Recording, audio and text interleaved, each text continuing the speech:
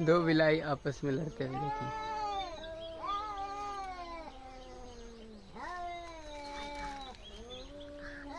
अब आई नहीं लेकिन